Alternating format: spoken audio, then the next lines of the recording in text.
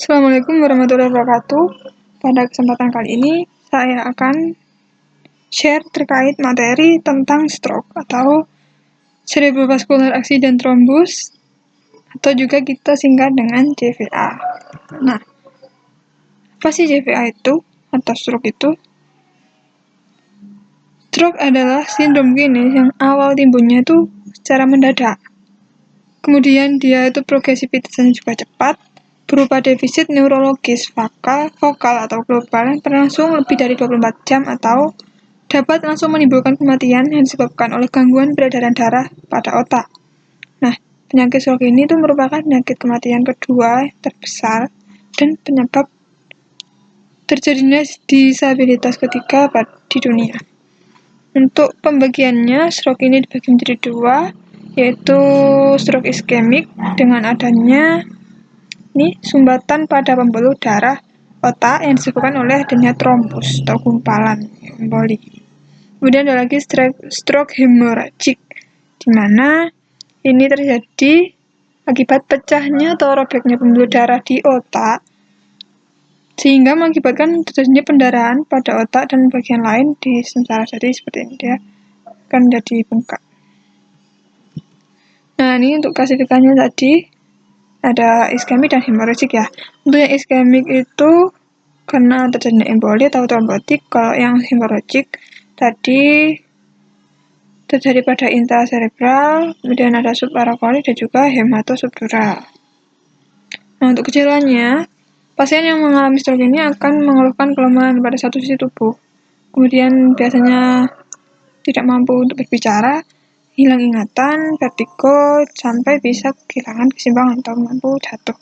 Nah, stroke iskemik biasanya tidak menyakitkan, tapi beberapa pasien mungkin mengeluhkan sakit kepala. Dan nyeri dan sakit kepala ini seringkali parah dan lebih sering terjadi pada yang stroke hemorrhagic.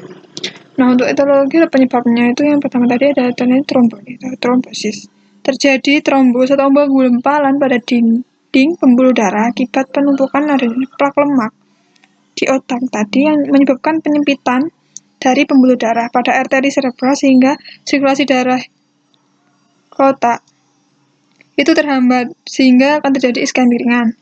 Kemudian terjadi adalah embolisme atau benda asing berbentuk gumpalan yang tahu gelembung darah atau plak lemak tadi yang terbentuk di luar otak, lalu dia akan terlepas dan melewati pembuluh darah ke otak yang menyebabkan penyumbatan arteri dalam otak. Kemudian untuk yang terjadi pendarahan atau hemorrhagic itu karena pecahnya salah satu arteri serebral hingga aliran darah dan juga oksigen ke otak itu akan turun dan mengakibatkan terjadinya ruptur atau pecah yang disebabkan adanya aterosklerosis dan juga biasanya dengan penyakit hipertensi. Nah, untuk penyebab lainnya itu seperti adanya spasma arteri serebral, jadi pelebaran arteri serebral dan juga oleh infeksi yang dapat menurunkan aliran darah ke otak ditandai dengan penyempitan pembuluh darah dan hiperkoagulasi atau terjadinya penggumpalan koagulasi serebral disebabkan oleh adanya tumor, gumpalan darah yang besar memakan otak. Nah, untuk patofisnya seperti ini, jadi bisa terjadi intracranial aterosklerosis dengan penyakit dari penetrasi arteri, penurunan dari aliran karotid stenosis karena adanya plak ini. Kemudian terjadi plak juga dengan arteriogenik emboli. Di sini juga terjadi misal ada kardiogenik emboli, kemudian arteria menjadi fibrilasi, sakit pada jantungnya, katupnya, dan di ventrikular kiri jadi trombi misalnya. Nah, untuk pembentukannya jadi aterosklerosis karotid itu diakumulasi progresif dari lipid dan juga sel inflamasi di intima arteri yang terkena dikombinasikan dengan hipertrofi sel otot polos arteri sehingga menyebabkan terbentuknya plak. Nah, pecahnya plak itu juga diperparah dengan stresor, paparan kolagen, aktivasi protein dan pembentukan klot. Nah, klot ini dapat bergerak ke distal sebagai emboli atau gumpalan tadi akhirnya dapat menetap di hilir pembuluh darah otak. Nah, okllusi arteri akan menyebabkan penurunan aliran darah otak dan menyebabkan kondisi hipoksia dalam otak. Hipoksia ini kekurangan oksigennya di otak, sehingga menyebabkan karena oksigennya supaya kan kurang, maka ATP-nya itu akan turun yang diperlukan untuk pemeliharaan integritas membran, sehingga ini akan menyebabkan kalium terakumulasi dalam ekstrak sel dan juga natrium air terakumulasi dalam sel. Terjadi pembekasan dan juga terjadi lisis, pecah. Kemudian penurunan ATP juga menyebabkan asidosis intrasel karena masuknya kasium tadi ke intrasel dan merangsang sekresi dari glutamat dan aspartat. Asam lemak bebas termasuk asam arachidonat menghasilkan pembentukan dari PG atau PG itu untuk sel-sel nyeri, leukotrien dan juga radikal bebas. Sehingga ini mampu menyebabkan penyakit ini neurologis seperti itu. Proses ini terjadi pada waktu 2-3 jam dari awal iskemi dan akhirnya mengarah ke apoptosis dan nekrosis sel. Nah, untuk faktor risiko dari stroke ini biasa disebabkan karena faktor usia, kemudian jenis kelamin, kemudian berat saat lahir, dan juga faktor genetik juga.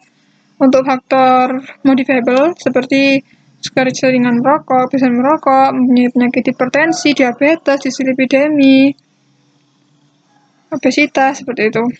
Nah, untuk terapinya, terapi farmakologi ini digunakan untuk menurunkan progresivitas kerusakan pada neuron dan menurunkan mortalitas serta disabilitas jangka panjang, kemudian mencegah komplikasi sekunder dan juga mencegah stroke recurrence.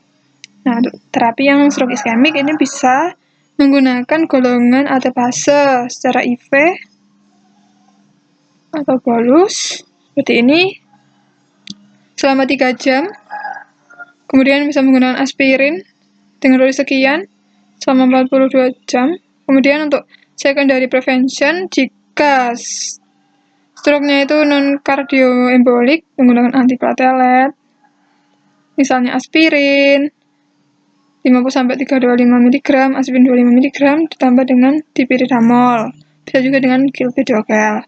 Untuk yang stroke karena kardioembolik bisa menggunakan antikoagulan terapi, misalnya vitamin K, kemudian apixaban, dabigatran, edoxaban, rivaroxaban.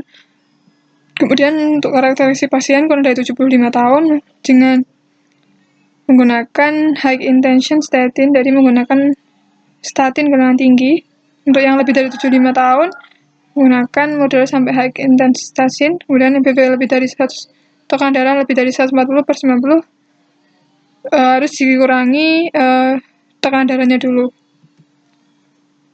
Seperti ini, menggunakan ATPase. Nah, untuk yang terapi non-farmakologi ini dapat dilakukan dengan penurunan berat badan, kemudian penerapan pola makan DASH, dietary pattern dengan konsumsi sayur, buah, makanan rendah lemak, seperti itu. Kemudian pembatasan sodium natrium idealnya 1,5 gram per hari, kemudian melakukan aktivitas fisik ringan, mengurangi konsumsi alkohol, dan berhenti merokok, serta edukasi pasien terkait terapi yang diberikan. Nah, cukup sekian sedikit sharing terkait dengan penyakit stroke. Semoga bermanfaat. Assalamualaikum warahmatullahi wabarakatuh.